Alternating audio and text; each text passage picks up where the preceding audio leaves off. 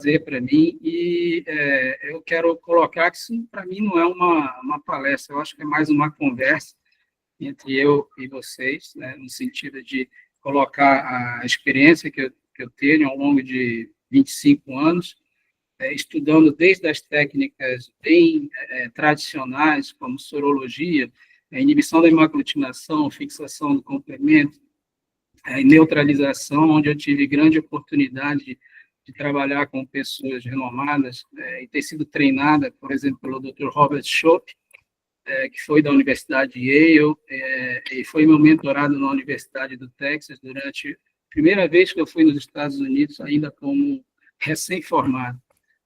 E a partir de lá eu tive uma grande interação com essa universidade, com outras universidades. E tive o grande prazer também de conhecer essas técnicas que, ao longo do tempo, foram evoluindo. Eu sempre costumo dizer que essas técnicas não vão morrer, né, elas são essenciais, mas o progresso é inevitável, a gente tem que acompanhar o progresso.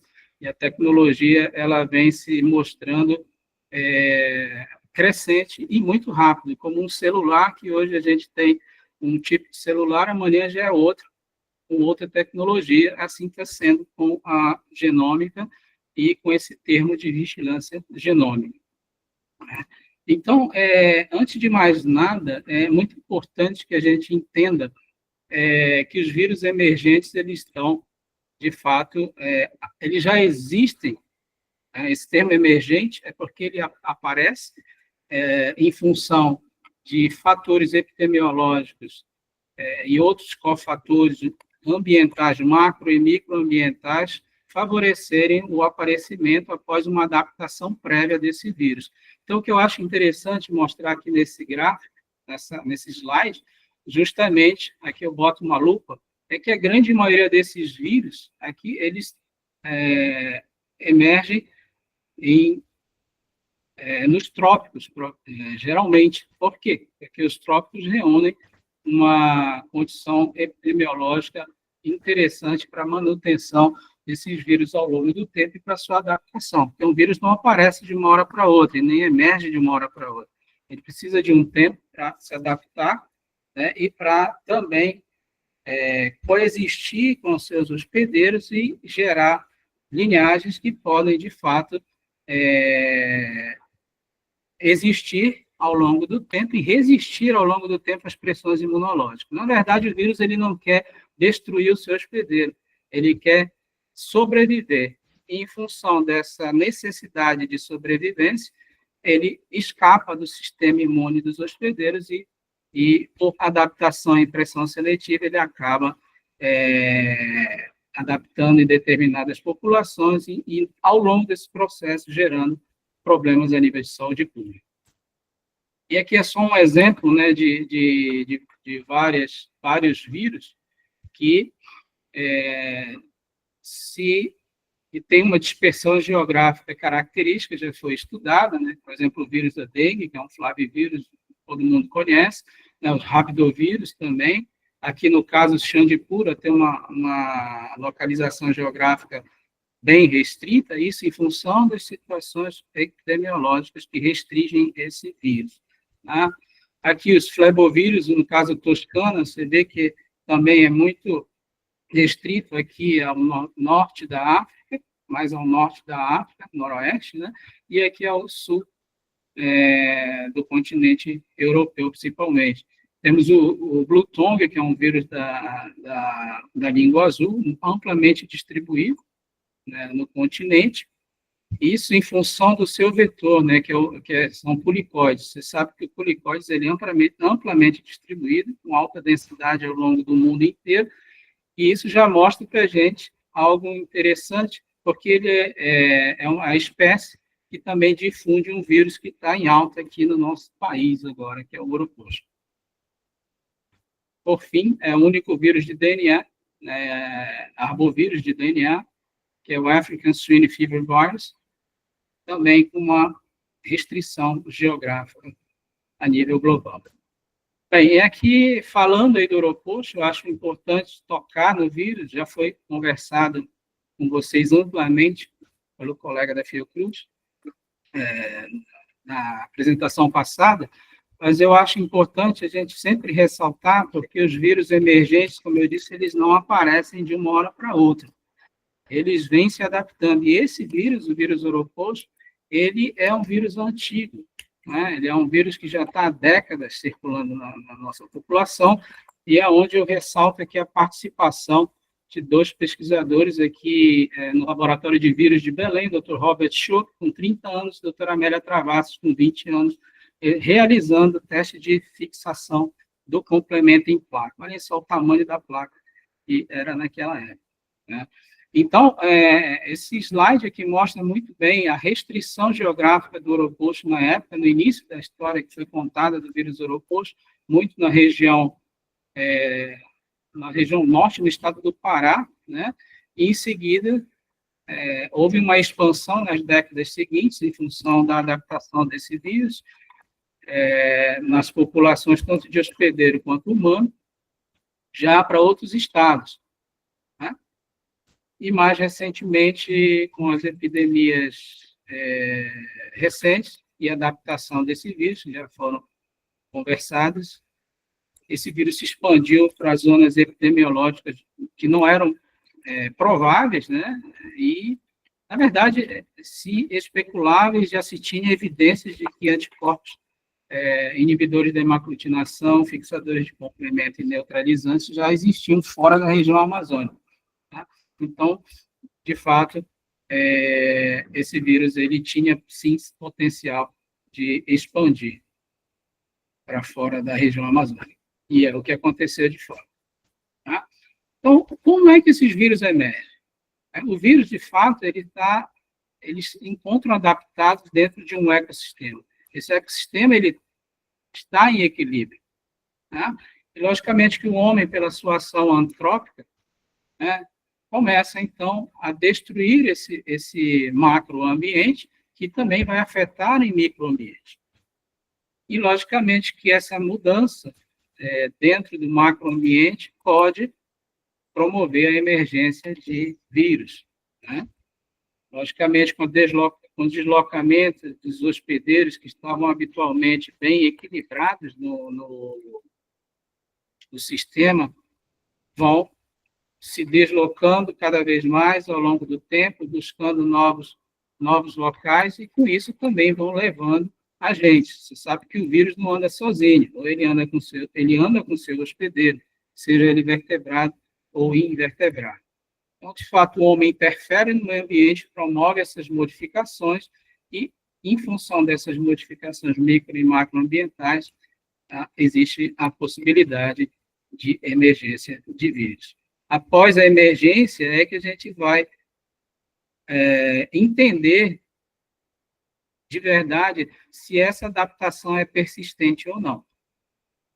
Porque há necessidade de haver uma densidade vetorial e de haver também hospedeiros vertebrados suscetíveis em quantidade para que esse vírus seja mantido, por exemplo, dentro de uma zona urbana ou periurbana.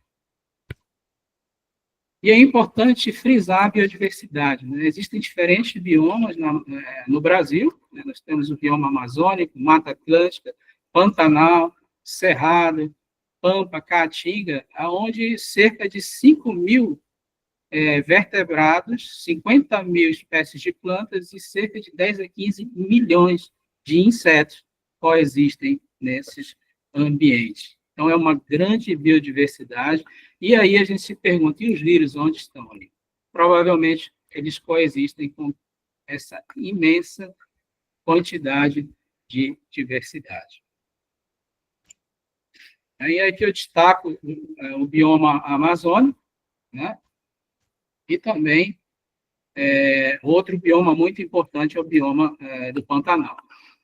Eu coloquei aqui em destaque a Pan-Amazônia, que engloba a Amazônia brasileira e engloba a Amazônia em outros países, justamente para evidenciar o tamanho dessa área geográfica que reúne condições muito peculiares para que se possa haver manutenção de vírus dentro de ciclos endêmicos. Em relação aos vírus, é aquela questão, será que a gente já conhece a quantidade real de vírus existente, né, apesar de todos os esforços, principalmente mais recentes, com a tecnologia que vem sendo implantada, de Next Generation Sequencing, mais especificamente, provavelmente não. Né? Provavelmente a gente não sabe, está muito longe ainda de saber o quantitativo desses vírus. E a Amazônia, ela corresponde a cerca de 1/5 da biodiversidade mundial, né, com 7,8 bilhões de quilômetros quadrados, reunindo uma grande quantidade de biodiversidade. É só para mostrar as delimitações, e cerca de mais de 500 arbovírus e vírus zoonóticos, eles já foram oficialmente classificados no ICTV, pelo ICTV, onde a grande maioria, né, ela fica na fatia dos vírus pertencentes a membros e são incluídos na ordem Boniaviridae, né?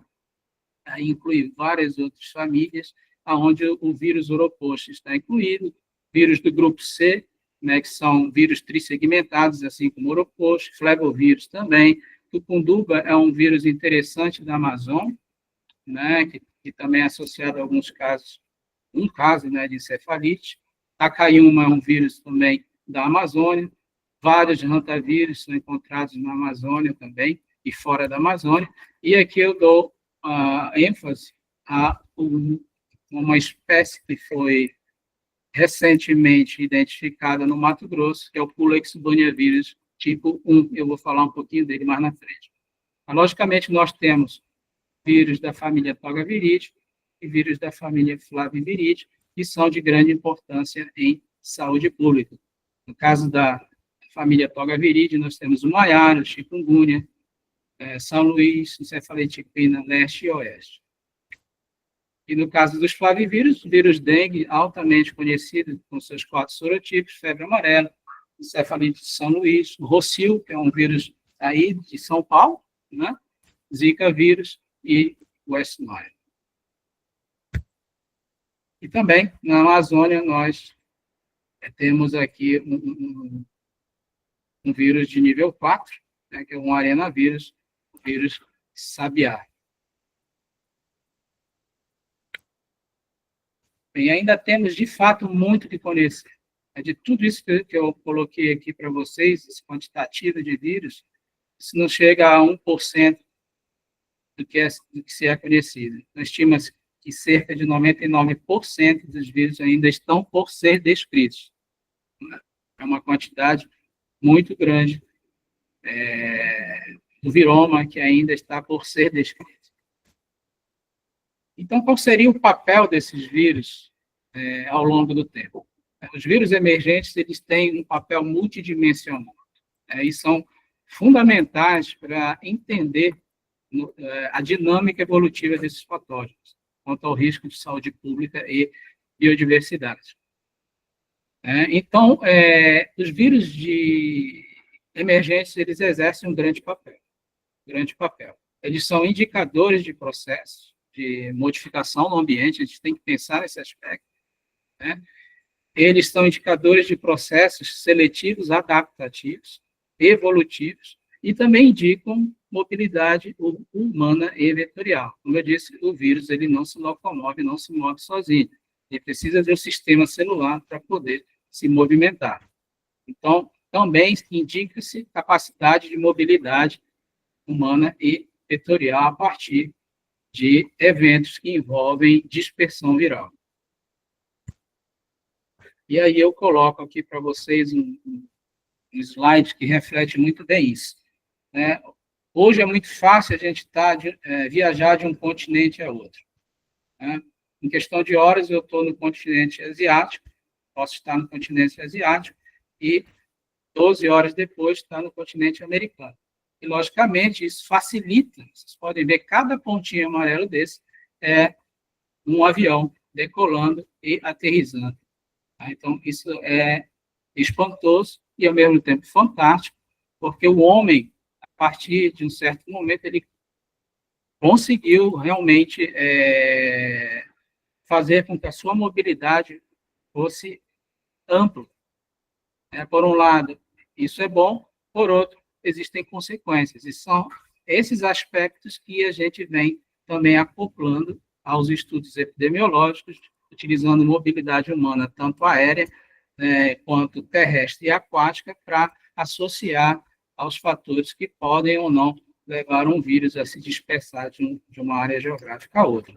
E eu cito uma experiência muito particular que eu tive no ano de 2005, na Guiana Francesa. Eu viajei no sábado para a Guiana Francesa, passei a semana, adoeci no final da semana, com febre muito alta, e a febre, ao chegar no Brasil, eu fiz o teste, foi dengue. Dengue do tipo 3, na época. E interessante que eu liguei para o colega da Guiana Francesa, ao qual a gente estava realizando a pesquisa de dengue, e ele disse assim, eu até brinquei com ele, disse, pô, o nome dele era Felipe Dussat, né? Ele disse, Felipe, pô, eu fui para a Guiana Francesa para pegar dengue, fui trabalhar e peguei dengue. Aí ele perguntou para mim, qual é o sorotipo? Aí eu disse, dengue 3. Ele disse, Márcio, dengue 3 não circula aqui. Então, é mais provável que você introduza esse vírus aqui. E brincadeiras à parte, pouco tempo depois, o dengue 3 estava circulando na Guiana Francesa. Não dizendo que eu levei isso para lá, mas é como o mecanismo funciona. Tá?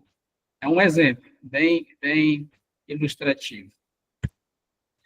E no caso da vigilância genômica de precisão, esse termo ele é muito importante para que a gente possa entender que a genômica de precisão ela nada mais é, né, do que utilizar ferramentas, tecnologia de sequenciamento, né, em primeiro ponto, tecnologia de sequenciamento, e segundo, ferramentas de bioinformática de precisão para identificar os genomas, né, onde se faz montagem, mapeamento, classificação taxonômica, análise de dispersão, genotipagem de diferentes linhagens, né, ferramentas de inteligência artificial, principalmente, né, utilizando machine learning, que é algo muito recente, onde você treina as suas ferramentas para que ela reconheça um determinado padrão e reproduza esse padrão. Né? Existem ferramentas mais direcionadas para bactéria, como resistoma e mobilidoma, né? E, por fim, a integração epidemiológica.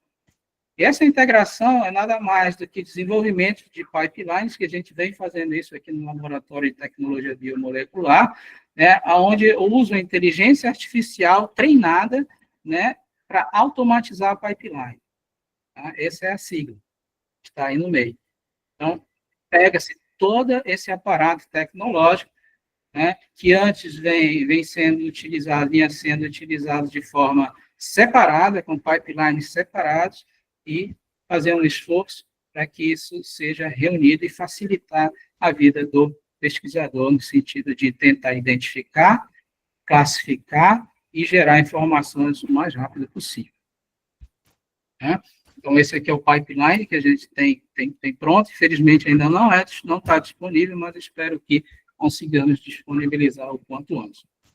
Tá? E aqui são algumas ferramentas utilizadas recentemente de forma online, né, gratuitas, para visualização de dados, no caso aqui, dados discretos e contínuos, que seriam dados discretos, são dados que são categorizados, seja por região geográfica, seja por hospedeiro, seja por tempo, seja por linhagem, e também dados contínuos que são mais precisos, por exemplo, coordenadas geográficas, que te dão uma identificação mais personalizada ou mais exata da localização de onde o evento está ocorrendo.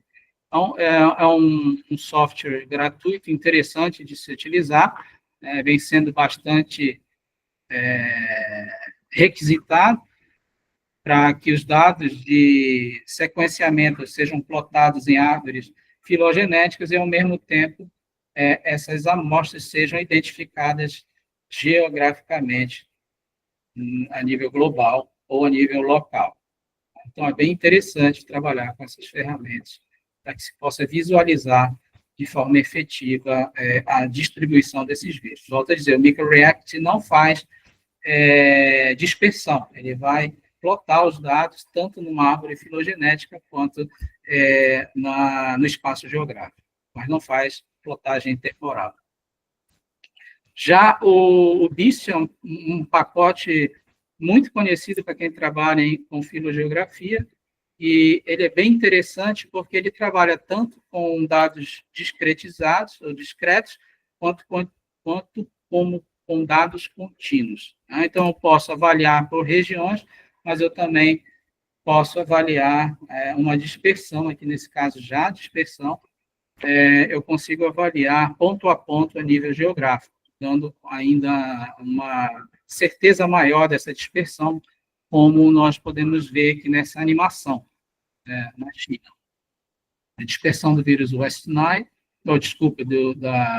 do Porcine Epidemic Diarrhea Virus, tá, ao longo da China. Então, isso te dá uma visão bem mais clara de onde começou a dispersão, para onde esse vírus dispersou e aonde ele acabou ao longo de um período, de um espaço temporal.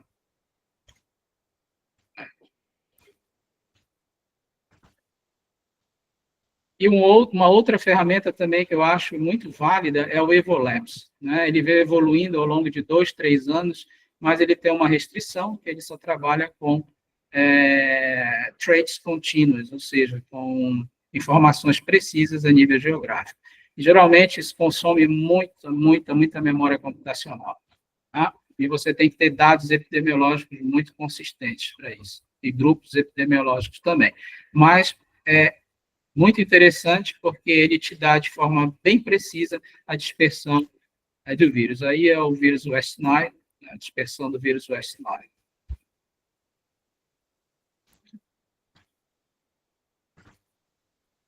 E, em relação à genômica ainda de precisão ou alta resolução, antes de entrar, falar um pouco mais dessa definição, do que a gente pode extrair disso, né?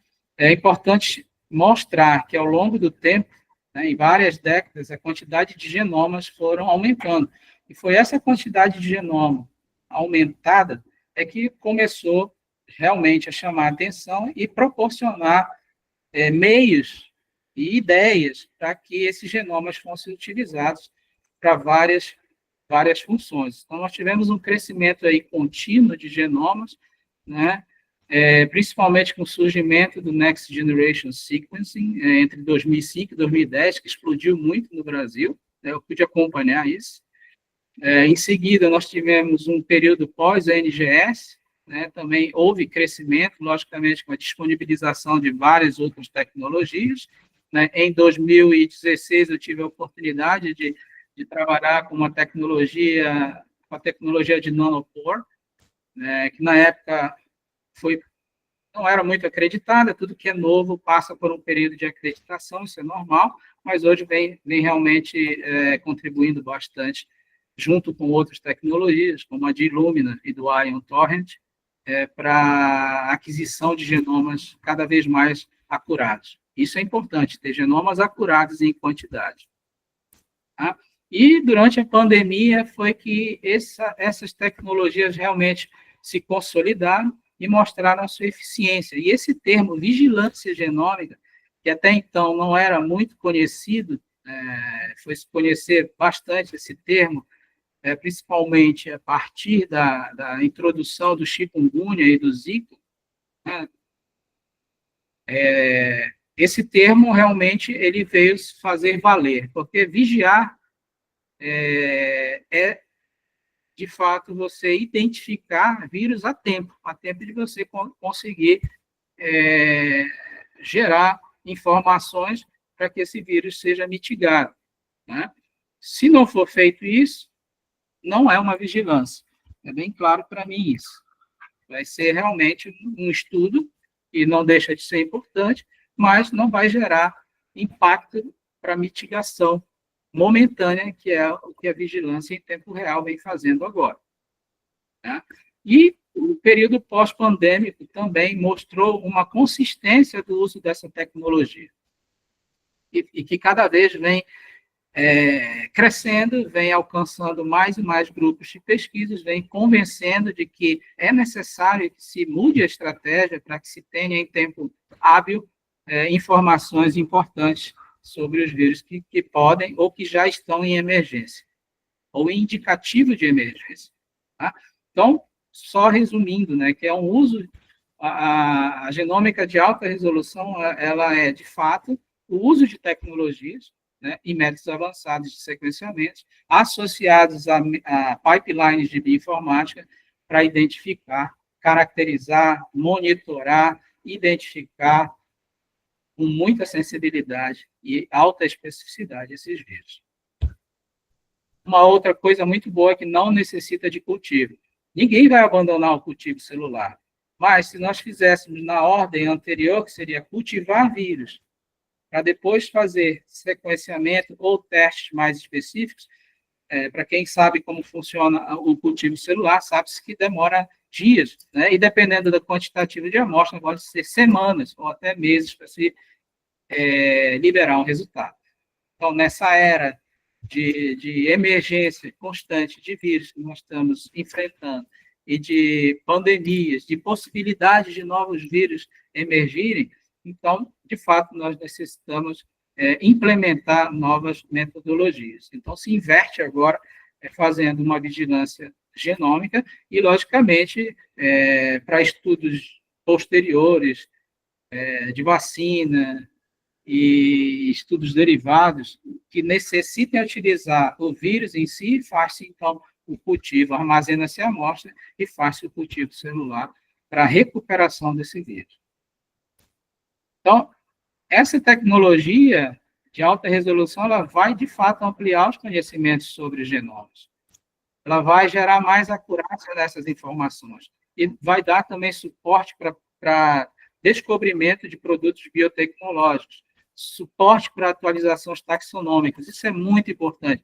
Gente, se vocês forem no GenBank, o que tem de vírus que precisa ser atualizado é muito grande. Eu sou do Comitê Internacional de Taxonomia de Vírus, relacionados ao grupo de estudo de Peri-Bonneviride. Eu fiz uma revisão que vai ser lançada ano que vem. Existem mais de 350 que eu identifiquei, e outro grupo está identificando também, que estão erroneamente classificadas no GenBank, né?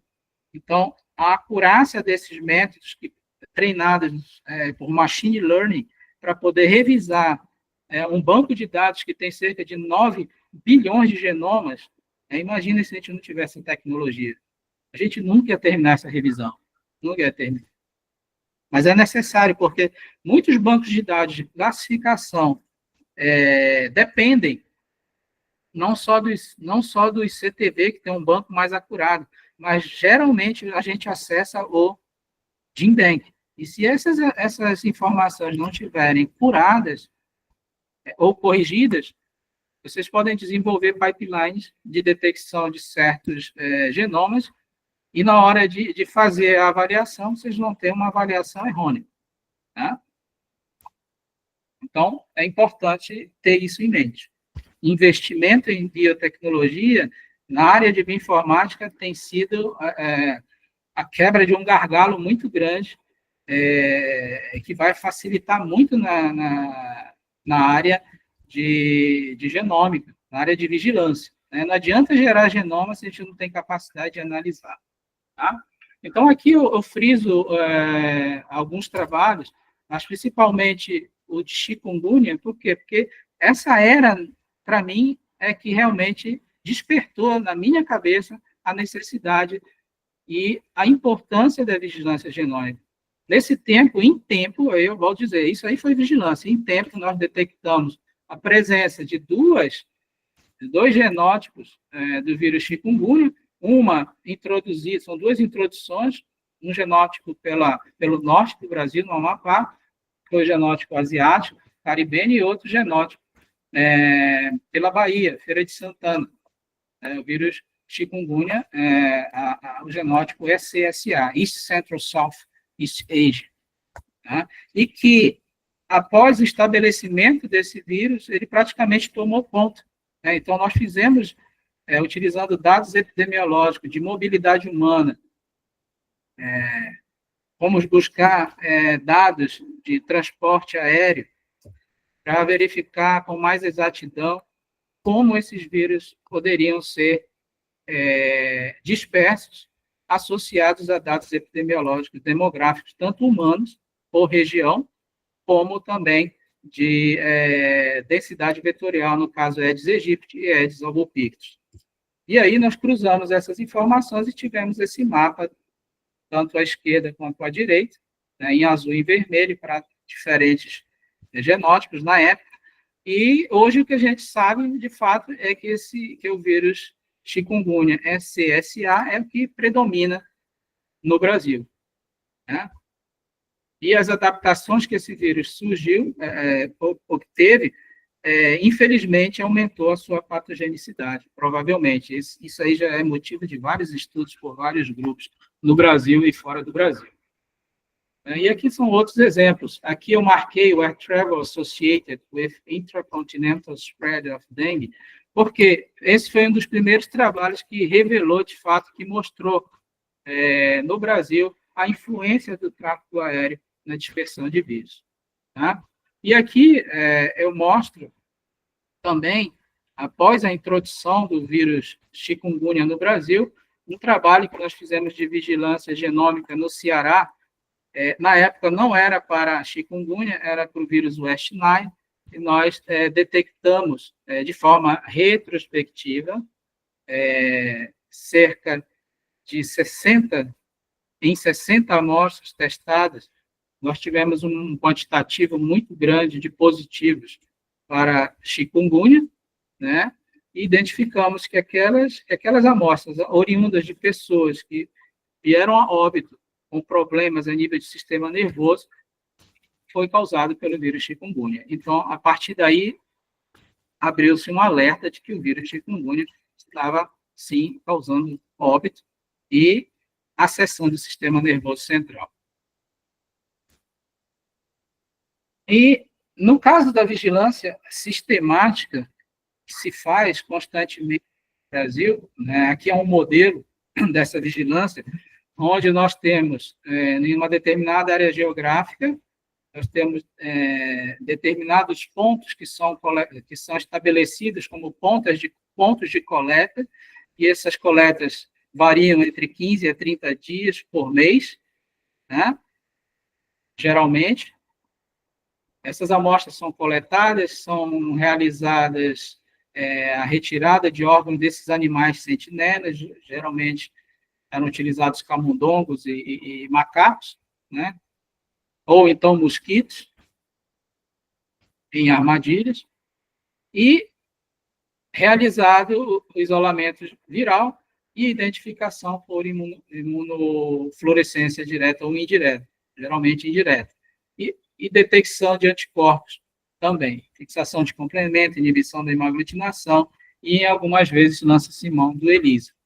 Mas esse tipo de vigilância, apesar de eficaz, muito eficaz, ela leva um certo tempo, né? É uma vigilância que, apesar de eficaz, ela demanda tempo.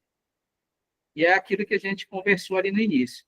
O tempo é uma moeda importante para a gente, principalmente diante de epidemias e de emergências de vírus que podem se tornar problemas de saúde pública. E aqui um exemplo, né, da evolução do estudo das epidemias. Né? Eu tive a oportunidade de trabalhar no Paraguai, no ano de 2007, 2008, onde não tinha ainda essa tecnologia, né? Nós não trabalhávamos com sequenciamento no Brasil para esse fim, né? Nós já tínhamos o PCR, nós desenvolvemos um método de PCR, lá o grupo do Evandro Chagas desenvolveu o PCR para a febre amarela, e na época aumentou a sensibilidade de forma consideravelmente essa sensibilidade, e nós levamos lá para o Paraguai essa tecnologia, junto com uma outra técnica de ELISA, também, mais rápida. e nós conseguimos avaliar a porta de entrada do vírus da febre amarela pelo Brasil, porque não se sabia naquela época por onde o vírus estava entrando, e aí foi o primeiro contato que eu tive com essa questão de mapa. De, preciso entender como é que estava funcionando. Esse mapa tem exatamente, foi em 2005 que foi feito. Tem 20 anos esse mapa. Consta no relatório da OMS. Esse mapa tem 20 anos, e na época, ele está exatamente como eu fiz naquela época, e já mostrava aqui um esboço de um caminho. Então, o que eu fiz agora foi só colocar realmente o trajeto que o vírus provavelmente percorreu. E como é que a gente identificou isso? Teste sorológico, que é presuntivo, não é confirmatório, é sugestivo, na verdade. O IgM já indica uma infecção recente, mas não é confirmatório. Mas nós utilizamos também o método de PCR, confirmando a presença de material genético do vírus. Então, rapidamente, aí foram 30 dias muito intensos, mas nós conseguimos testar um quantitativo substancial de amostras e mostrar que um esboço, um caminho que poderia ser tomado na questão de vigilância mais em tempo real. E essa vigilância tomou escalada, de fato. Em 2016, o grupo do Instituto, ao qual eu representei, Instituto Evandro Chagas, Universidade de Oxford, Fiocruz, né, resolveu testar um sequenciador nanopore, que é o Oxford Nanopore, justamente pela sua capacidade de gerar dados em tempo real, e de forma muito rápida.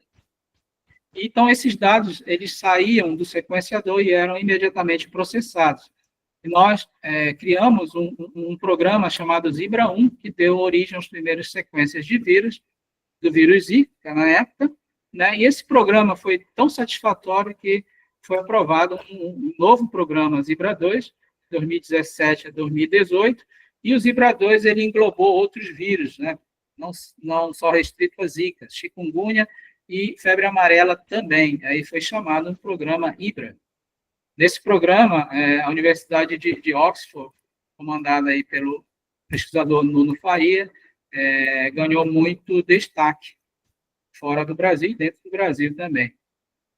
Em 2020, o grupo da USP, da Faculdade de Medicina da USP, abraçou, na verdade, já vinha abraçando esse programa, né, de vigilância genômica em tempo real, e criou o CAD.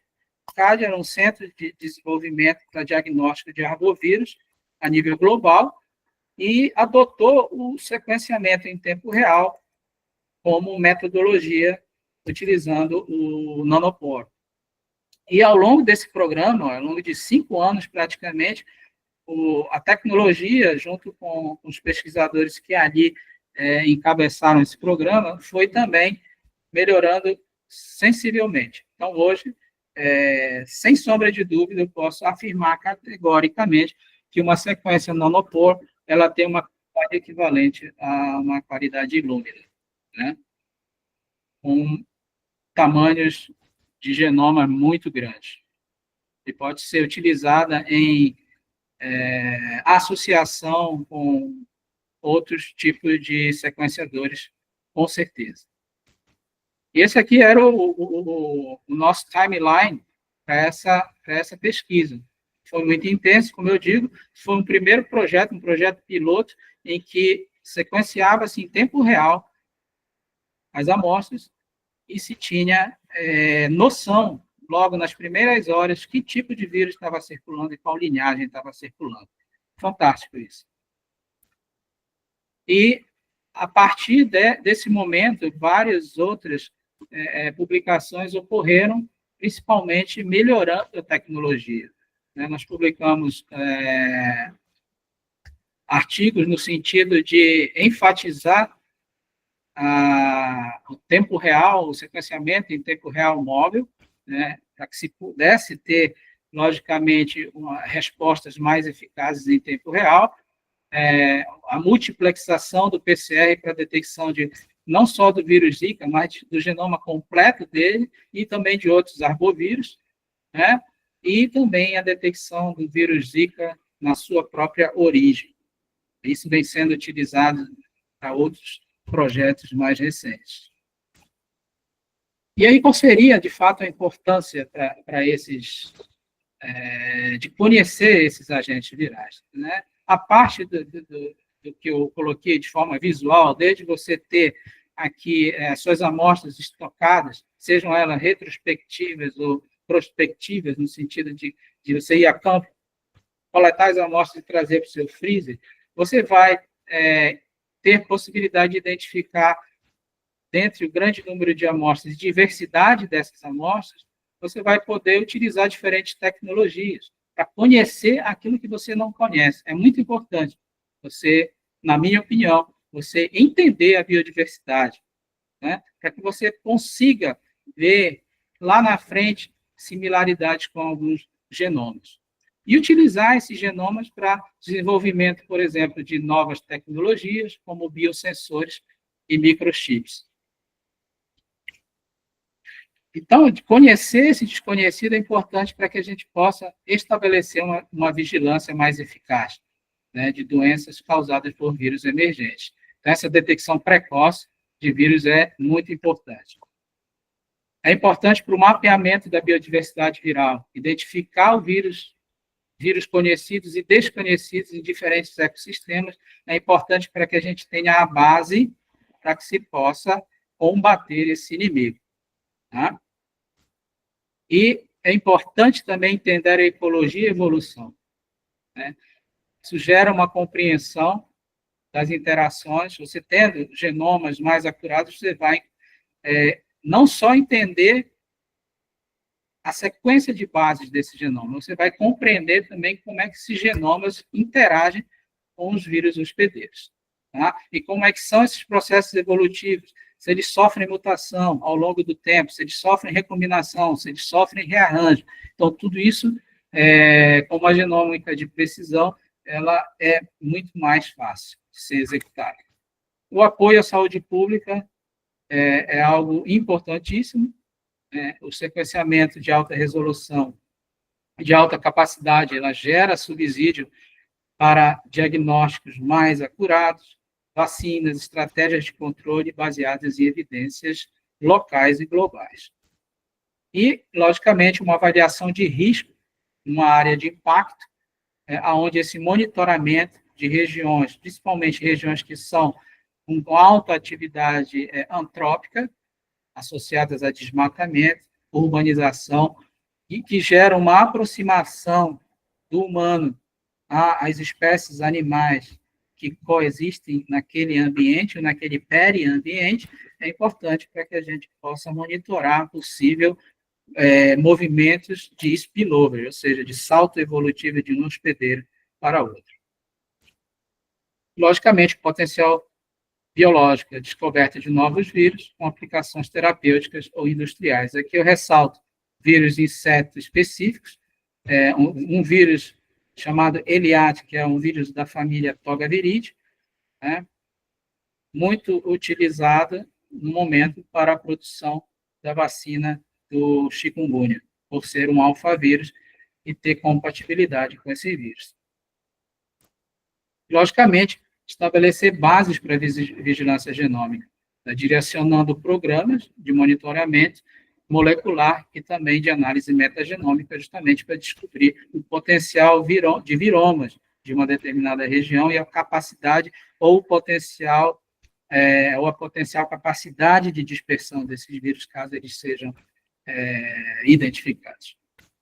Tá? E aqui um exemplo prático é a nossa história do Oroposto, né, que foi coletado durante uma expedição, né? Realmente essa ilustração foi tal qual como ocorreu. A pesquisadora no caso Amélia, ela viu uma preguiça passando, por curiosidade pegou a preguiça, levou para o laboratório, coletou sangue e isolou. Isso é curiosidade. Ela testou o vírus a nível de isolamento, houve o crescimento viral, e em seguida fez os testes sorológicos, e identificou, à época, junto com pesquisadores como Francisco Pinheiro, colaborou muito com a descoberta da propriedade de hemaglutinação, também uma outra pesquisadora chamada Gilberta Densabá, lá do Instituto Evandro Chagas, descobriram que existia uma propriedade de inibir hemácias de ganso, e esse teste foi vastamente utilizado ao longo de décadas para identificação não só de aeroposto, mas de vários outros vírus, utilizando o que eu posso dizer, um protótipo de vigilância, né? Mais moderno. É a base do que a gente realmente pôde se apoiar para poder pensar em novos mecanismos. E aí, a questão do genome reassortment, que foi tratado também na palestra anterior, mas aqui só para mostrar uma curiosidade. Existe o genome reassortment inter e intraespecífico. No caso do vírus Oropost, nós temos pelo menos 3 tipos de reassortment que já foram identificados. O vírus Iquito, Perdões e Madre de Deus. Esses vírus, eles até hoje, por exemplo, nós sabemos um parental dele, que é o vírus Oropost. Mas o outro parental, nós não sabemos. Não se conseguiu identificar ainda qual é o parental que deu origem ao vírus Equitos. O segundo parental. Tá? Nesse processo de co-infecção que gera um vírus híbrido, nós não identificamos ainda, apesar de vários sequenciamentos, de vários esforços, não sabemos qual é esse vírus que está circulando, provavelmente de forma silenciosa. São 3 periboniavírus, do gênero ortoboniavírus, e circulam silenciosamente no Brasil, na Venezuela e no Peru, e que deram origem ao longo do tempo, por co-infecção, a esses 3 vírus reassortants, ou híbridos. E ainda em relação ao vírus Oropost, eu gostaria de ressaltar a questão das primeiras sequências relacionadas ao Oropost, que foram feitas por clonagem molecular, utilizando primers específicos, e que geraram sequências pequenas na época, eu lembro, menores, na verdade, de 600, no máximo 748 pares de base, e depois que o Next Generation foi aplicado, ou seja, genômica de precisão, nós identificamos que esse segmento era maior. Isso foi na época, mais ou menos 2014, 2013 para 2014, e eu disse, o segmento é maior, ele não é do tamanho que a gente estava achando, e fizemos uma análise comparativa com o genoma anterior, e nós vimos que existia uma região duplicada nesse genoma, e que o primer de amplificação ele estava mais associado à parte interna. Mas, quando nós fizemos uma análise com primers externos, tivemos 2 bandas amplificando tamanhos diferentes. E essa região interna, não codificante, ela era extremamente rica em ar, ou seja, era uma poliadenilação muito grande. E aí, nós resolvemos estudar esses segmentos e ver realmente como é que eles se conformavam a nível tridimensional. E havia uma diferença bem grande entre eles. A formação dos loopings era importante. É importante no sentido de que os loopings eles servem, em muitos casos, principalmente para flavivírus, eles facilitam ou bloqueiam os promotores que levam à codificação de proteínas, principalmente aquelas não estruturais ligadas à replicação viral. E, no caso do vírus Oropost, a gente observou aqui na região 3' das sequências mais recentes, uma deleção nessa região. Isso a nível de segmento S. Uma deleção de 14 a 15 nucleotídeos, em média. E isso altera as formações de looping.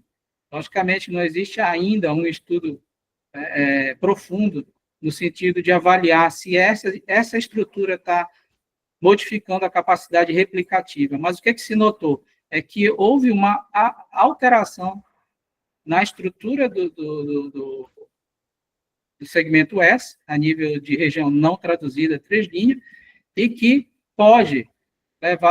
levou, logicamente, uma estrutura 3' diferenciada, uma estrutura tridimensional diferenciada.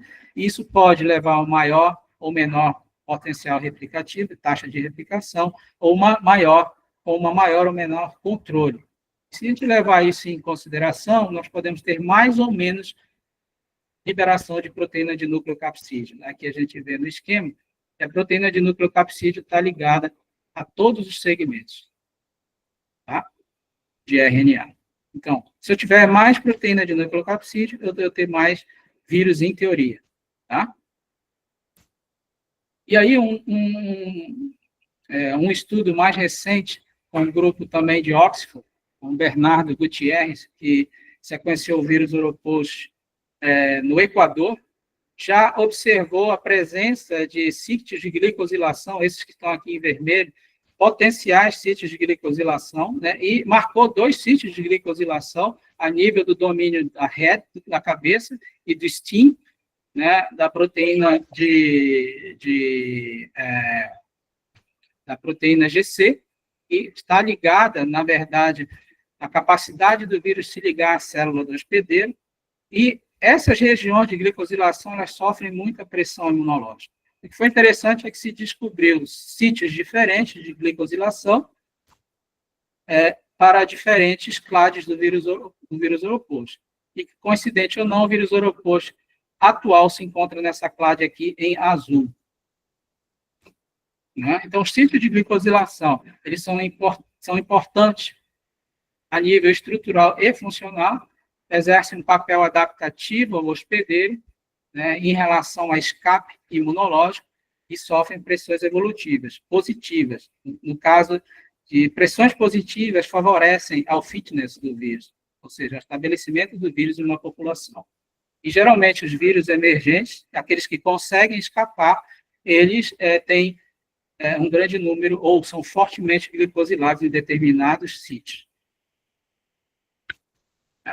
E, logicamente, a genômica de precisão, ela já indicava ali em meados de 2009, isso foi um trabalho que eu publiquei em 2019, junto com um grupo da Universidade de São Paulo e da Universidade de Texas, um grupo do Tadeu e do Robert Tesch, e da Universidade de Colômbia, onde ali a gente já via um grupamento diferenciado para cada segmento. Isso chamou atenção. Então, de fato, já mostrava aqui as diferentes árvores já mostravam que existia padrões filogenéticos diferentes de acordo com o segmento. Então, eu disse, isso está havendo rearranjo intraespecífico entre as espécies. Dentro do próprio vírus do Oropouche, isso já conseguia enxergar. Então, a filogenia ela permite a nossa visualização facilmente. E eu evidenciei aqui esse primata de Minas Gerais, porque esse primata aqui de Minas Gerais, ele, lá na frente, não foi o mesmo, logicamente, ele chamou a atenção, porque mostrou, primeira vez que a gente conseguiu evidenciar o vírus Oropouche fora da zona epidemiológica clássica ali da Amazônia, em Minas Gerais. Tá? E aí, em sequência, um ano depois, nós recebemos uma aluna de pós-doc, do professor Richard Elliott, e ela, a Natasha, ela conseguiu identificar outros segmentos M dentro de um grupo de amostras de Minas Gerais, e aí, por análise filogenética comparativa do genoma completo, nós identificamos um novo reassortment, que foi o vírus Perdões, em Minas Gerais. Então, isso mostra que o vírus já estava lá em Minas Gerais, desde 2000 e quaquaquá, né, que essa amostra ela é de 2000, olha só, a amostra é de 2000, tá? E o reassortment foi identificado em 2014, 13 para 2014. Então, levou-se um tempo, logicamente, para que houvesse o contato entre 2 vírus diferentes e um estabelecimento de uma nova linhagem. Então, como que de fato ocorre? Existe uma pressão seletiva no hospedeiro invertebrado, essa pressão seletiva positiva, quando ela é positiva, ela se estabelece, logicamente, esse grupo favorece uma adaptação ao vetor, tá? Essa adaptação ao vetor, ela também vai ser selecionada, tá? Ao longo do tempo, e se ela vencer essa barreira adaptativa, ela pode chegar aos humanos, tá? E ao chegar aos humanos, aí passa por mais uma barreira seletiva de adaptação. Caso isso ocorra, estabelece-se um ciclo provavelmente epidêmico, aonde a gente, no caso do Oropouche, muitas mutações estão ocorrendo ao nível da região de head, ou cabeça da proteína GC, justamente aquela que direciona a ligação do vírus à célula hospedeira. E aí, isso pode explicar uma grande variação no comportamento que o vírus vem tendo nessa nova epidemia. Uma delas é a habilidade que ele adquiriu de infectar o sistema nervoso central, né? Causar microcefalia e outros problemas, inclusive levar a óbito, algo que nunca havia sido registrado ao longo de décadas. E aqui, essas mutações, elas podem ser mapeadas, aí, olha só como a genômica de precisão associada à bioinformática, ela te esclarece melhor, né? Ao longo do tempo, nós temos o protótipo de Trinidad, no ano de 1955, o protótipo brasileiro, BAN 1991, isolado na Amazônia, né?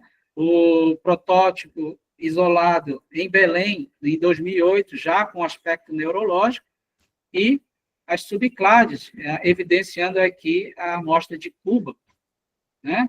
E, logicamente, essas pressões seletivas ao longo do tempo foram fazendo com que essas clades fossem se diferenciando, onde até o momento se pode observar que sítios de glicosilação exclusivos ao segmento de determinada linhagem são encontrados em detrimento de outra linhagem.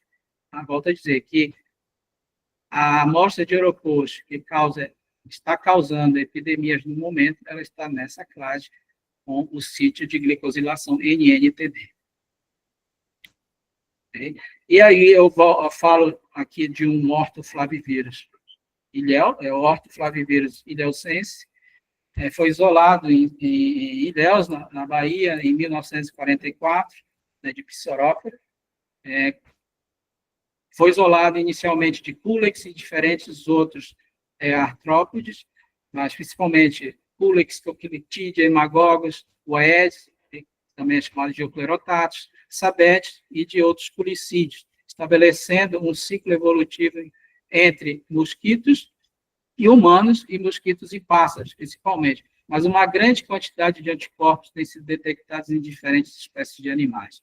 E o que é interessante é que esse vírus ele é muito ligado ao vírus Rossio, que é um vírus encefalitogênico aí da região de vocês, né, isolado no Vale do Ribeira, e que já causou uma grande epidemia na década de 70 de encefalite, e que vem sendo esporadicamente detectado. Tá? Então, é importante ressaltar que o vírus Ilhéu ele foi detectado no Pantanal, né, por um trabalho também do grupo da doutora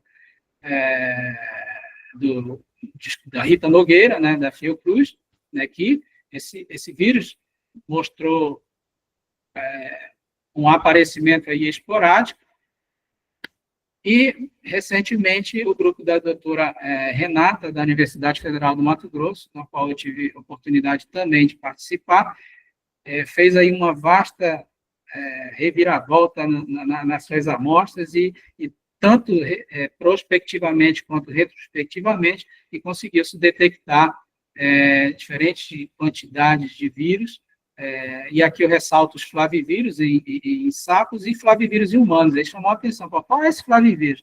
Aí nós fomos ver, era o Ilhéus.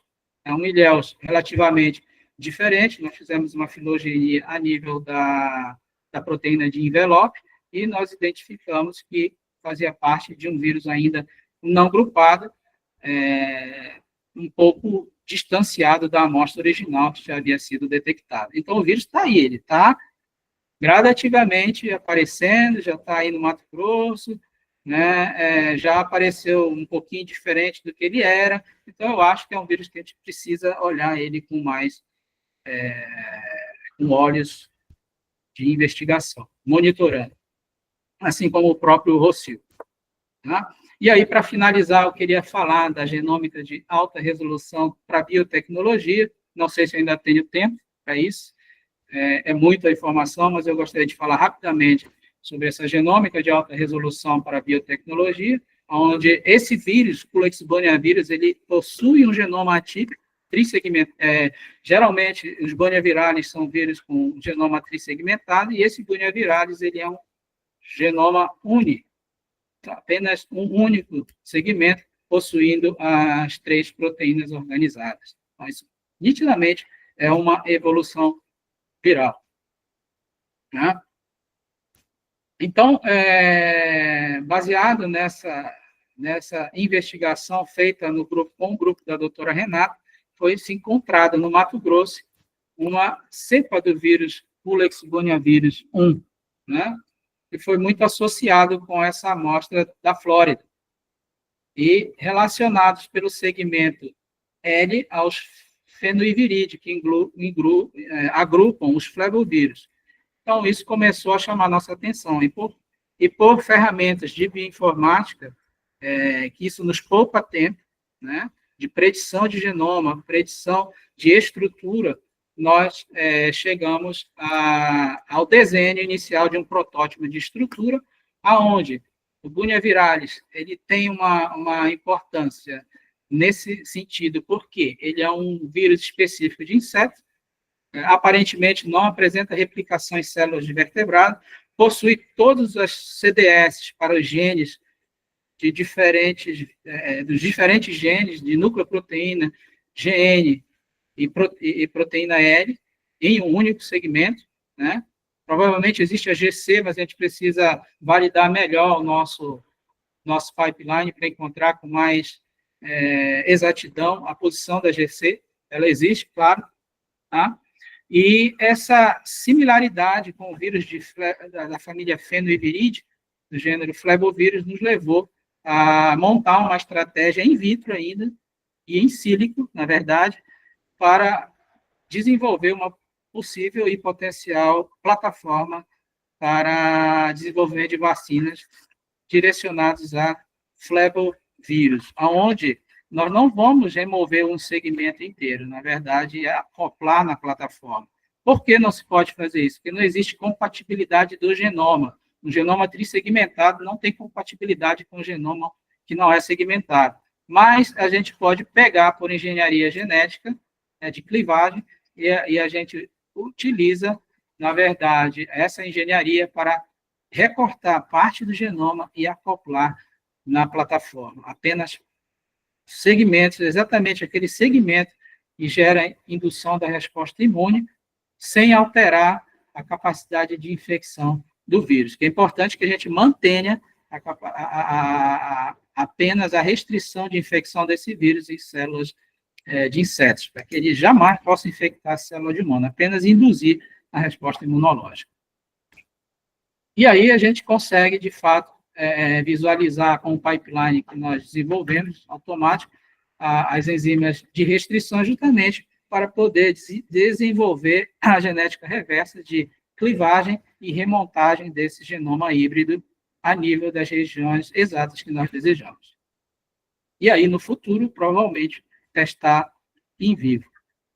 In vitro, primeiro, logicamente, depois in vivo. E, por fim, aqui a genômica de precisão para diagnóstico.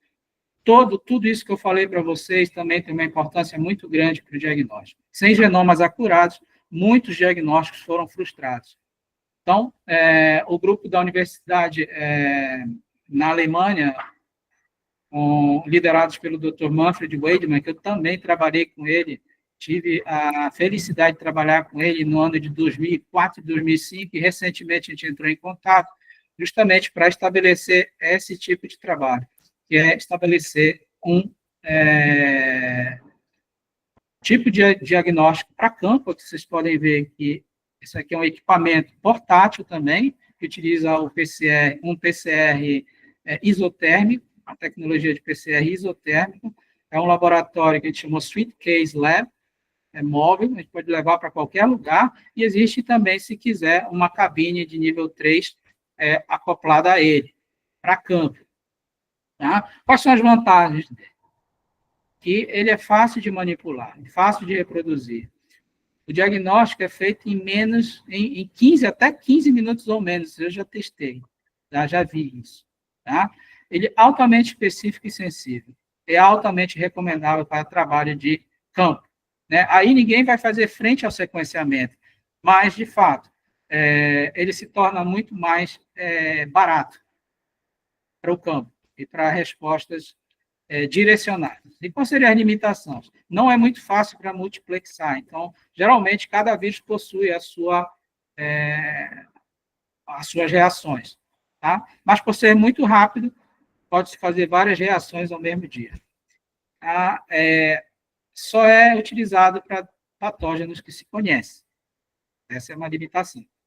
E o custo ainda é maior em relação ao PCR.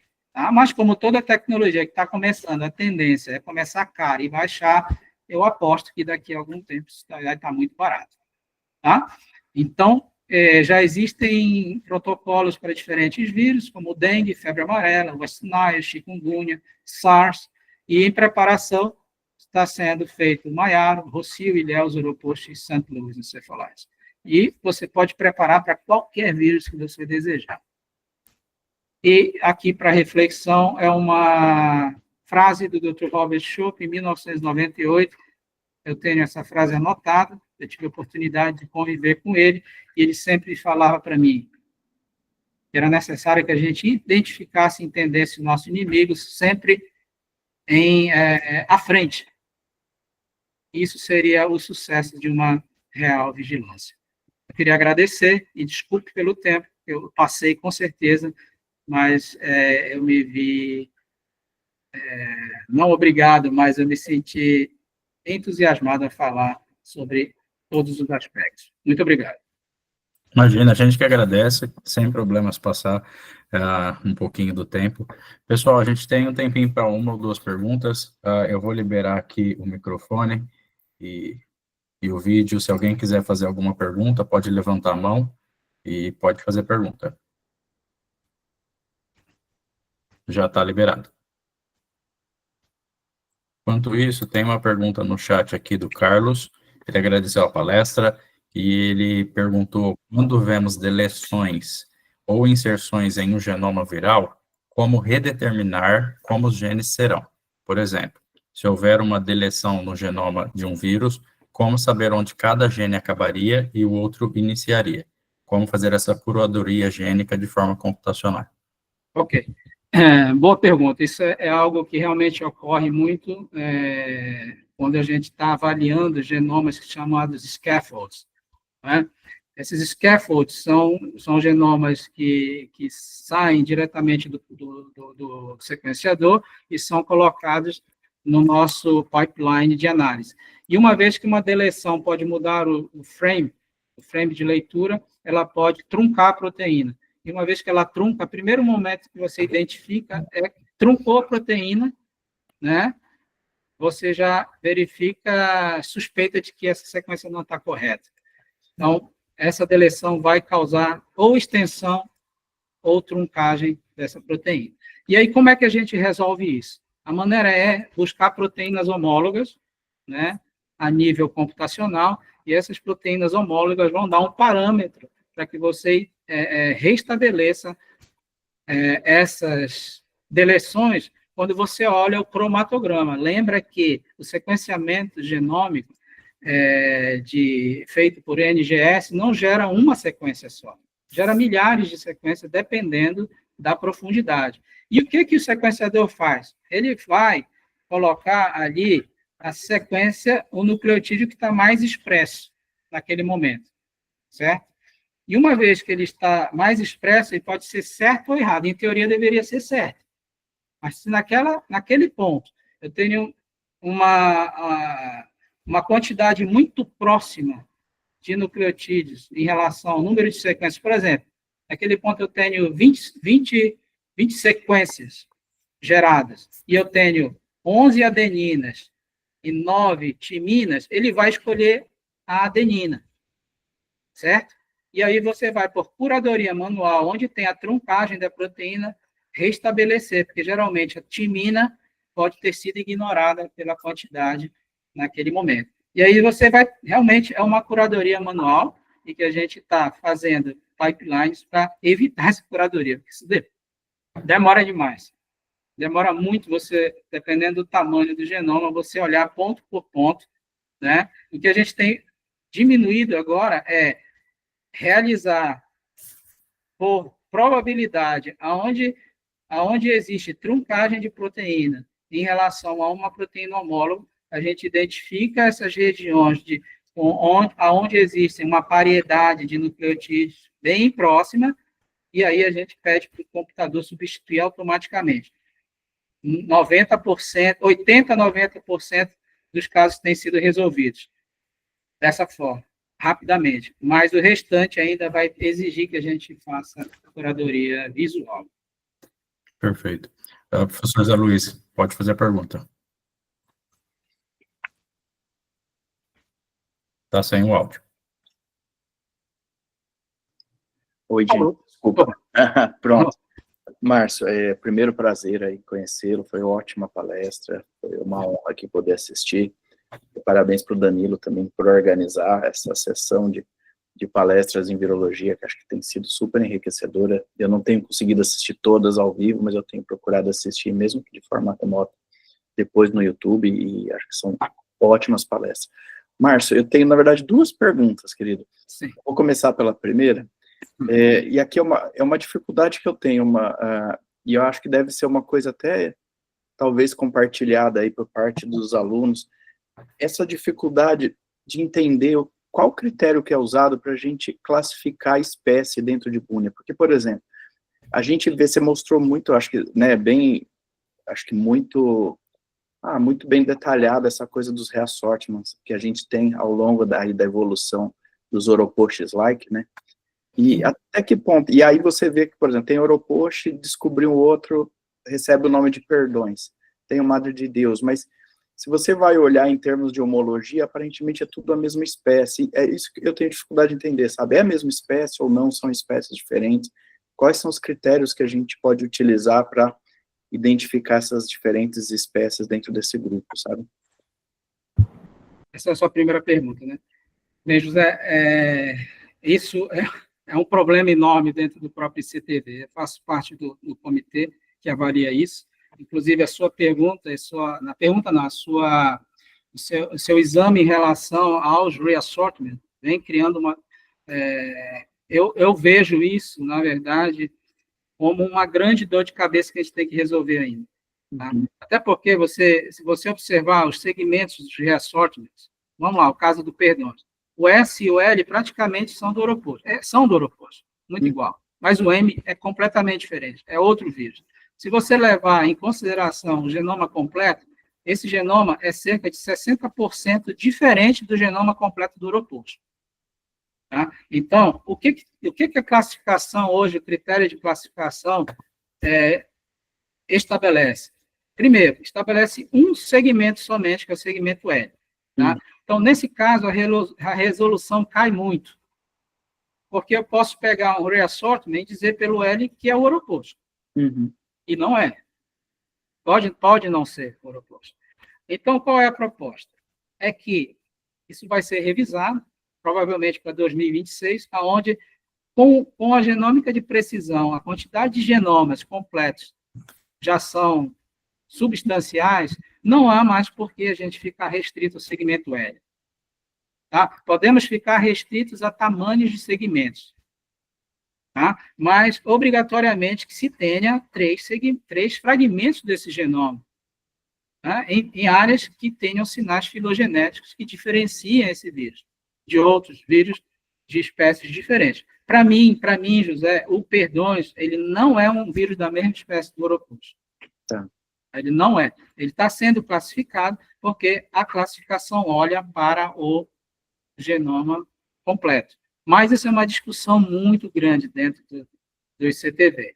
Tá? Então, o critério hoje é mesma espécie, 96% de similaridade aminoacídica na proteína L. Tá. Tá? Então, se tiver dentro desse critério, mesma espécie. Tá. Mas eu volto a dizer, é falho esse critério aí. Isso está sendo revisado mesmo fortemente.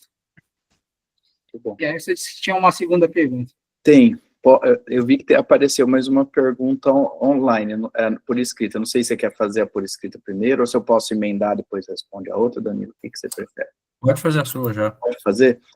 Uma outra parte que eu achei fascinante, que você mostrou na palestra, é essa questão dos sítios de glicosilação em GC, né? E o impacto disso, inclusive, para eventos de pressão seletiva, spillover e a evolução desse vírus. A gente publicou um trabalho recente agora, mostrando o impacto que a gente tem da ação de células B de zona marginal e de produção de anticorpo do tipo IgM, produzido por essas células, para o controle de quadros neurológicos por Oroposhi. Isso em modelo. Só que eu acho super interessante, porque essa célula é quase que uma célula B inata, né? Ela vai, na verdade, produzir anticorpos para, geralmente, regiões conservadas, ou de lipídios ou de açúcar. Então, assim, eu acho que o reconhecimento dessas porções altamente glicosiladas, ela é essencial para o controle da infecção, eventualmente, o controle de manifestações graves por Oroposhi. E aí a minha pergunta é se você sabe se tem alguma coisa já em termos de mapeamento de epítopo associado com pessoas que tiveram quadros neurológicos ou não por Oroposhi, e se isso pode eventualmente estar associado com uma capacidade de produzir esses anticorpos que são produzidos rápido e altamente neutralizantes para esse vírus. Eu acho que é um campo super legal, sabe, de investigar. Não, com certeza. Esses sítios de glicosilação, eles estão sendo, na verdade, utilizados para mapear essas questões de surgimento de vírus emergentes. Por quê? Principalmente nessas áreas que sofrem muita pressão imunológica seletiva. Alguns sítios, eles sofrem pressão seletiva positiva, outros negativas. Como eu disse na apresentação, pressões negativas vão ser eliminadas. Pressões positivas, elas fazem com que o vírus se estabeleça em novas condições, né? E essas condições podem ser diferentes patogenicidades ou, inclusive, até um amortecimento dessa patogenicidade, tá? Mas o que acontece? O Oroposhi parece, eu não tenho ainda conhecimento, mas o que me chamou a atenção foi justamente porque a gente vinha fazendo mapeamento em outros vírus desses sítios de glicosilação, na verdade, já antigos, essas coisas vêm sendo feitos já faz tempo. Então, vai se aproveitando o conhecimento para diferentes outros vírus. E, há algum tempo, eu vim reunindo essas sequências ao longo do tempo e vi essas mudanças do sítio de glicosilação. E, coincidência ou não, eu acredito que não há coincidência, né? Esses sítios de glicosilação, a partir de 2019, nessa cepa deixa eu ver de onde foi, do Equador, né? Cepa do Equador, mostrou realmente sítios que ainda não estavam sendo descritos anteriormente. Isso foi publicado. Então, o que mostra? Que, ao longo do tempo, o Oroposhi está selecionando sítios de glicosilação e isso está mudando, provavelmente, aparentemente, a patogenicidade dele. Eu não conheço ainda grupos que tenham mapeado isso de forma eficaz, no sentido de dizer, olha, sítio X, Y, Z de glicosilação está associado ao processo neurológico. Tá? Mas acho que se você e o seu grupo procurarem, vocês vão achar algo referente a isso. Tá bom? Obrigado. Não sei se eu te respondi, mas... Não, respondeu sim, ótimo. Parabéns, viu, pela história, pelo trabalho, super bonito, super... Obrigado. Estimula a gente a continuar fazendo. Continuem. Vocês têm que fazer isso, têm que achar aí a resposta.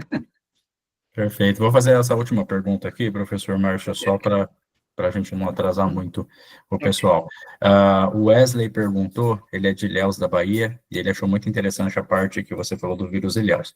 E ele perguntou se ele emergisse, quais seriam os principais impactos para a saúde da população local? Olha, o Ilhéus, provavelmente por ser próximo a um vírus encefalitogênico, né, que é o Rocil, e também por possuir similaridade com o genoma, ele praticamente, nós fizemos um trabalho faz uns 10, 15 anos, onde a taxonomia do Ilhéus era muito confundida com o próprio Rocil, né, e por estabelecimento dessa genômica, a gente conseguiu separar ele um pouquinho mais, tá? Determinar ele como uma espécie diferente, tudo. Mas espera-se, pode-se esperar que ele cause problemas a nível do sistema nervoso central, né, neurológico, e pela capacidade dele de distribuição em diferentes hospedeiros, isso é preocupante. Tá? Anticorpos mostram que ele tem uma capacidade abrangente e que parece estar ainda em ciclo endêmico. Mas, como eu disse, os vírus eles não emergem de uma hora para outra, eles vão adaptando, e, de repente, a pressão seletiva positiva age nele, e ele consegue se estabelecer. Tanto que na palestra passada do Felipe, ele falou uma coisa realmente interessante, onde essas cepas que estão circulando agora, eles conseguiram detectar, acho que 10 anos atrás, a nível de genômica retrospectiva. Então, isso mostra mais uma vez que o vírus vai passando desapercebido pela própria vigilância. Tá? Então, a genômica de alta precisão vai favorecer isso. Eu acho que um vasto estudo em cima de amostras de ilha, acho que não tem muito, né? Infelizmente não tem, né? Eu, pelo menos, talvez a UTMB tenha mais amostras lá no Texas, mas seria muito importante começar a rastrear esses vírus de importância e aplicar a genômica de alta resolução para identificar se está havendo mudança, mas eu espero que ele não emerja, de verdade. É isso aqui eu espero, de verdade, é que não venha a ter mais esse tipo de dor de cabeça. Perfeito. Professor, agradeço demais a disponibilidade e também o desconto que você deu para todo mundo no livro. Pessoal, eu vou fazer o sorteio do livro agora, mas quem não ganhar, o desconto vai ficar até amanhã no Viroclube, tá? Com o desconto especial do Viroclube. A gente tem 182 nomes, eu acho, aqui para fazer. Acho que vocês estão conseguindo ver. Eu vou sortear um nome, a pessoa, se tiver aí, levanta a mão. Se a pessoa não tiver na palestra, a gente sorteia outro, tá bom? Então, Jéssica Caroline de Almeida. A Jéssica está aí. Bom, acho que não, então vou sortear outro nome, tá?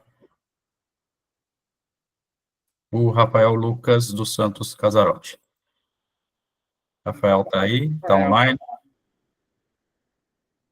Aí, então tá. Eu combino depois com o Rafael.